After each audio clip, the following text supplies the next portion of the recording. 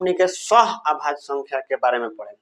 सह अभाज्य संख्या सह अभाज्य संख्या अभाज्य संख्या। ठीक, तो सह अभाज्य संख्या केकरा के कहल जाला। तो सह अभाज्य संख्या के बारे में हमने के जाने से पहले सह का मतलब जानना। सह माने सहयोग करना। सहयोग, तो सहयोग कैसे हुई, तो दूगो आदमी, एगो आदमी अगर मुसीबत में रहियन तो दूसर का आदमी सहयोग करियन तब न सहयोग भइल। तो सहयोग के मतलब है भइल कि दूगो आदमी, तो वो सही सह अभाज्य संख्या का मतलब भइल कि दूगो अभाज्य संख्या मिलके एगो हमनी के सह अभाज्य संख्या के निर्माण करला। जैसे एगो 3 बाटे, ठीक, आ ओकरा बाद 5, 2 आ ओकरा बाद 3, ई जौन बात तो उनका है दुइयो अभाज्य संख्या, तीनों अभाज्य संख्या, तीनों अभाज्य संख्या, पांचों अभाज्य संख्या। एकरा बाद 5 और 7, ठीक, 7 आए 11। तो हमनी के कहना कि हमनी के कैसे जानब जा कि सह अभाज्य संख्या केकरा कहल जाला। तो सह अभाज्य संख्या में दोनों संख्या के एचसीएफ जौन बाटे तौन एक होके के चाहिए। अब एचसीएफ का कहाला, तो एचसीएफ उ चीज हटे जौन ना के पहाड़ा में ई दोनों अंक आ सका। ठीक बाटे, तो दोनों के ई दोनों अंक ओकरा पहाड़ा में आवा जरूरी है। जैसे अब एक के पहाड़ पड़े, एक का एक, दुआ दू, तीना तीन, चारे चार, पाँचे पाँच, छवे छः, साते सात, आठे आठ, छवे छः, साते सात, आठे आठ, मतलब नीचे तक। ठीक बा, तो 3 आ 5 अब देखे के बा कि तीनों ऐसा के पहाड़ा पड़े के बा हमनी के कि तीनों के आ जाए आ पांचों के आ जाए। ठीक बाटे, तो 3 जौन बाटे हमनी के एक के पहाड़ा में आ जाला, ठीक, आ 5 जौन बाटे उहो एक के पहाड़ा में आ जाला। तो एक एकर मतलब कि एकर का भइल, एचसीएफ भइल। ठीक, एचसीएफ, एचसीएफ, ठीक बाटे। तो एचसीएफ का मतलब कि हायर कॉमन फैक्टर। ठीक बाटे, higher common factor. Higher common factor का मतलब कि सबसे उच्च जौन बाटे, कॉमन जौन बाटे दोनों में रहे के चाहिए। ठीक बा, अब हमनी के ई तो पहाड़ा के माध्यम से निकल गल कि एकर एचसीएफ कितना होला। ठीक बा, लेकिन हमनी के हर अंक में पहाड़ा तो नहीं पड़े के, तो हमनी के एकरा खातिर एगो नियम होला कि दोनों अंक में देखे के बा कि छोट अंक कौन है। ठीक बा, तो दोनों अंक में छोट अंक देखे के बाटे 3 आ बड़ अंक देखे के बा तो 5। ठीक बाटे, ई तो बुझा जाई कि दोनों में कौन बड़ बा कौन छोट बा। अब दोनों में देख ले के बा, अब ओकरा बाद का करे के बा, बड़का में छोटका से भाग दे देके बा। ठीक बाटे, तो बड़का में छोटका से भाग देली जा तो कितना भइल, एक मरते 3 ऊपर से 2। कब तक भाग देवे के बा, जब तक नीचा बा शेषफल एकरा के कहला शेषफल। ठीक बाटे, शेषफल। ठीक बा, शेषफल जब तक हमने के 0 ना आ सकता। हेजा जौन 2 बाटे, इजा 2 ना, इजा 0 आ जाए। अब 0 नहीं आयल तो एकरा बाद हमने क्या करे के बा, एक भी और आगे बढ़ल जाओ कि देखल जाओ कि 0 आवता कि ना। ठीक बाटे, ई 2 के भाग फिर 3 से देवे के बा, ऊपर जौन रहे 3 से। ठीक बाटे, तो 3 से देने जाता कितना, 1, हेजा 2, हेजा उतरल 1। अभी हेजा कितना शेषफल बचल, 1। एकर मतलब कि अभी भी नहीं खे हेजा हमनी के जौन शेषफल बा नीचे आवता, घट के ऊपर से घट के नीचे घटता। ठीक बाटे, घटा होला, तो घटला के बाद जितना हेजा आवता तो एजा हमरा 0 आवे के चाहिए, लेकिन अभी तक तो हमनी के 0 नहीं आइल। एजा 2 आइल, हेजा 1, तो 1 हमनी के ना चाहिए, 0 चाहिए। फिर एक में देखे के बाद, ठीक बाटे, फिर एक में तो 2 हेजा आ गइल, हई 2 आवा जहां एजा ऊपर ले भाग दियाला ओकर में भाग दियाला। ठीक बा, तो 2 आ गइल। अब हमनी के दे देवे के बाद 2। ठीक बाटे, 2 हेजा का होई, 0। अब हेजा देखनी जा कि हमनी के 0 आ गइल। अब 0 जहां आ गइल ओइजे रुक जाए के बाद। ठीक बाटे, आ 0 जहां आइल रुकला के बाद हमनी के देखबा कि कोना से भाग देला ही जा तो 0 आइल ह। तो हमनी के 1 से भाग देला ही जा, 1 से भाग देला ही जा तब जाके 0 आइल ह। तो एकर मतलब कि ई दोनों संख्या के हई ऊपर जौन बाटे दोनों संख्या के एचसीएफ जौन बाटे तौन 1 भइल। ठीक बाटे, असही हमनी के एचसीएफ पता करना, तो एकरो एचसीएफ एके होई, एकरो एके होई, एकरो एके होई। ठीक बाटे, लगभग जौन बाटे अभाज्य संख्या, दूगो अभाज्य संख्या के जौन एचसीएफ होला 1 होला। ठीक बाटे, कुछ अपवाद बैठन, ठीक बा, लेकिन सब के लगभग एके एचसीएफ होला। तो हमनी के सहअभाज्य संख्या के बारे में जान गुनी जा। ठीक बाटे, संख्या के बारे में जाननी जा। अब एकरे मेथड से एगो चीज होला जुड़वा अभाज्य संख्या, जुड़वा अभाज्य अभाज्य संख्या, ठीक बाटे संख्या। जुड़वा अभाज्य संख्या के कहल जाला। तो जुड़वा अभाज्य संख्या मतलब जुड़वा माने दू गो, ठीक बाटे। उहो सह अभाज्य संख्या दुइये गो, इहो दुइये गो, लेकिन ए में का होला कि ए में कुछ तनी मनी माइनर डिफरेंस होला, ठीक बाटे। तो इहो अभाज्य संख्या दूगो अभाज्य संख्या के जुड़वा अभाज्य संख्या कहल जाला। लेकिन अब ए में का होला, ए में कंडीशन ई बा कि हमनी के बीच में एगो भाज्य संख्या रहे के चाहिए, ठीक बाटे। दूगो अभाज्य संख्या के बीच में यदि एगो भाज्य संख्या आवता एके रहे के चाहिए, ज्यादा रही त ना। जैसे अब 3 आ हेजा कितना बा 5, ठीक बा। त ई दोनों का भइल जुड़वा अभाज्य संख्या। कैसे जुड़वा भाई, कैसे कि 3 के बाद 3 से बढ़ के कौन बाटे 4, आ 5 से घटेला तो कौन हुई 4। एकर मतलब कि 3 के बाद जौन बाटे अंक 4 आ 5 से पहले जौन बाटे 4, ई का ह भाज्य संख्या, ठीक बाटे। तो ऐसन जहां भी रही जौन लगातार अंक रही आ एकरा यही छोटका से बढ़ला पर एगो भाज्य संख्या आ जाई, आ बड़का से जो ही घटी तो ई भाज्य संख्या आ जाई, ठीक बा। लेकिन बीच में हमनी के कितना चाहिए एके अंक चाहिए, ई ना कि ज्यादा अंक ना। जैसे अब देखी 7 आ 11, ठीक बाटे। अब 7 11 के बीच में कगो अंक हो जाता, 7 के बाद 8 बाटे, 8 के बाद 9 बा, 9 के बाद 10 बा, ठीक बाटे। तब न 11 तो 3 गो अंक हो जाता। तो ये हमने के जुड़वा अभाज्य संख्या ना हुई, ठीक बाटे। हमने के एके खाली चाहिए, एके जौन बाटे भाज्य संख्या चाहिए। जैसे अब देखी 5 आ 7, ठीक बा। अब 5 आ 7 के बीच में का वाला ये दोनों के बीच में कितना आई 6 का है ई भाज्य संख्या। तो एकरा के हमने के जुड़वा भाज्य संख्या कह सकते हैं, ठीक बाटे। कोनो दिक्कत ना हो, ठीक बा। के परिमेय संख्या के बारे में जानना का परिमेय संख्या, ठीक बा। संख्या परिमेय संख्या, ठीक बा। तो परिमेय संख्या के बारे में हमने के जानना। तो परिमेय संख्या उस संख्या के कहल जाला जौना के की बाटा के रूप में लिख सकत है, दू ताला के रूप में, ठीक बाटे। मतलब कि बाटा के रूप में, जैसे P बटा Q M बटा N, ठीक बाटे। G बटा P, ठीक बा। G बटा P कुछ हमने के लिख सकता है, कोनो ऐसा एकरा सामने का मतलब नहीं है कि मतलब कि हेजा हमने के का बा ऊपर का बा नीचे का बा ऊपर का बा नीचे बा, वैसे मतलब हमने के नहीं है।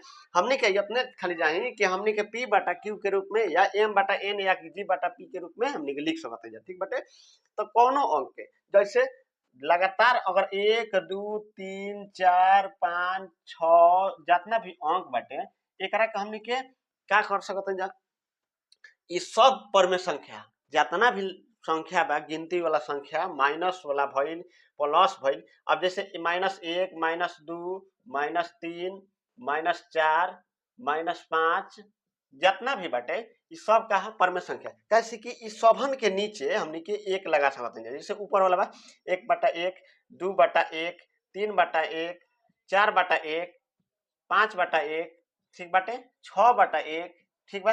अब वैसे ही नीचे हमने के एगो बाटे माइनस, तो -1 बटा 1 हमने के लगा सकते हैं, -2 बटा 1 लगा सकते हैं, -3 बटा 1 लगा सकते हैं, -4 बटा 1 लगा सकते हैं, ठीक है। कोनो दिक्कत हमने के ऊपर माइनस बा प्लस बा उससे हमने का मतलब ना रखते हैं। लेकिन एगो चीज बाटे कि नीचे वाला जौन बाटे Q जौन नीचवा वाला बाटे ऊपर वाला के अंश कही ना जाए, ठीक बा। ऊपर वाला के अंश और नीचे वाला के हमने के हर कहले, ठीक।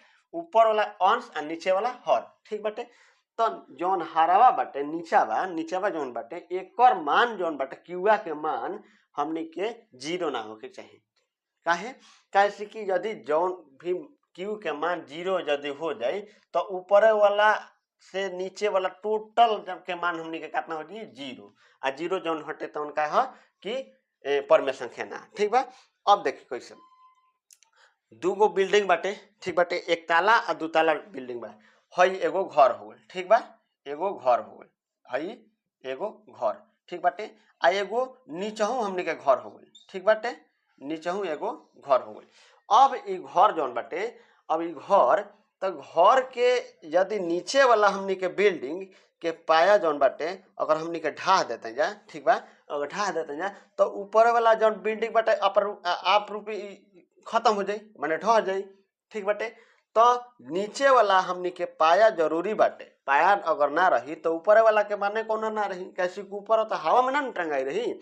तो ऐसे हमनी के नीचे वाला के मान जरूरी बाटे। वो सही परमे संख्या में होला कि ऊपर के साथ साथ कुछ होखे, लेकिन नीचे वाला जो क्यू के मान बाटे एक मान यदि 0 हो जाई तो हमनी के मान का हो जी, टोटल का मान 0 हो जी। कि यही से लिखल जाला कि क्यू बराबर नॉट 0, ठीक बाटे। एक मतलब कि बराबर नहीं हो, ठीक, बराबर नहीं हो 0। तो यदि ऊपर के मान कुछ होके और नीचे के मान 0 हो जाए तो टोटल का मान कितना हो जाए, 0 हो जाए। ऐसे ही क्या हो जाए, और परमेय संख्या ना रही। तो हमनी के यह समझनी जा कि परमेय संख्या के क्या कहल जाला। तो P बटा Q के रूप में कोनो भी कुछ 2/3, 5/4, 2/11 कुछ भी लिख सकते हैं। कोनो अंक माइनस होके -2, -5, -2 कुछ भी लिख सकते हैं, कोनो दिक्कत नहीं है, कोनो समस्या नहीं है, ठीक बा। तो माइनस ले लेकर प्लस तक जितना भी सब संख्या बाटे सबका हुई परमेय संख्या होला। कैसे कि नीचे में हमनी के बाटा में 1 लिख सकते हैं, कोनो दिक्कत नहीं है, ठीक बाटे। पढ़ जाओ अपरिमेय संख्या के बारे में। अपरिमेय संख्या, ठीक बाटे, अपरिमेय संख्या। तो अपरिमेय संख्या केकरा कहल जाला। परिमेय संख्या तो जान बोली, अपरिमेय संख्या।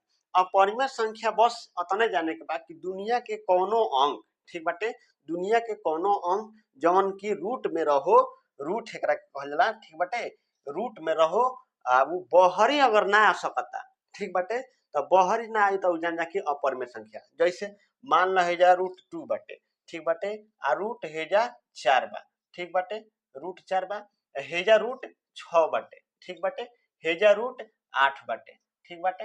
अब देखो, अब ये में कैसे जानल जा कि हमनी के कौन परमेय संख्या कौन परमेय संख्या ना हो। तो हई रूट से बहरी निकाले के खातिर हमनी के रूट कहेला कि हम निकाल सकत नहीं तारा के बहरी, लेकिन तू अपने लेखा दूगो अगर आदमी खोज लेब, माने दू गो रही तो हम तारा के निकाल दे, ठीक बाटे।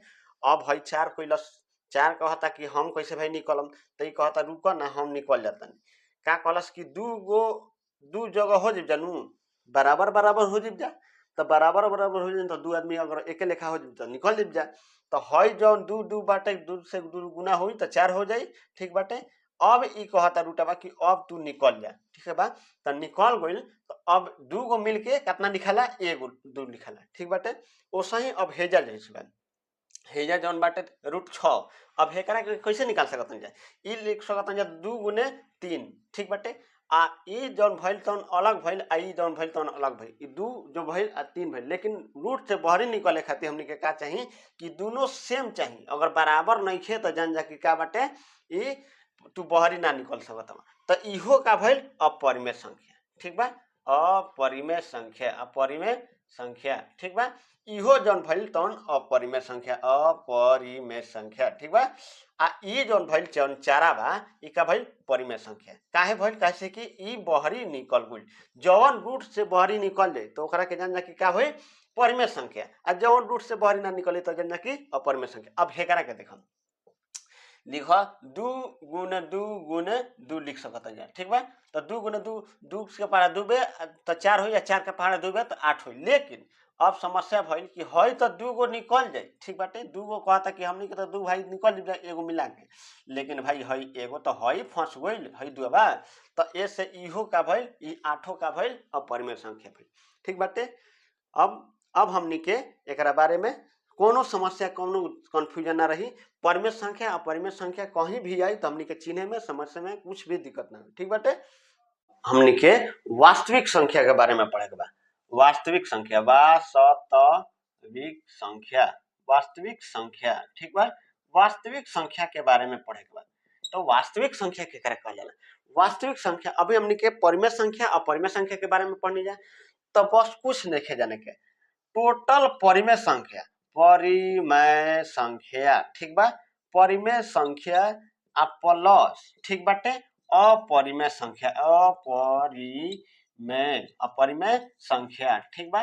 अपरिमेय संख्या, परिमेय संख्या प्लस अपरिमेय संख्या टोटल हमनी के मिला के हमनी के कहे के बा वास्तविक संख्या, ठीक बाटे।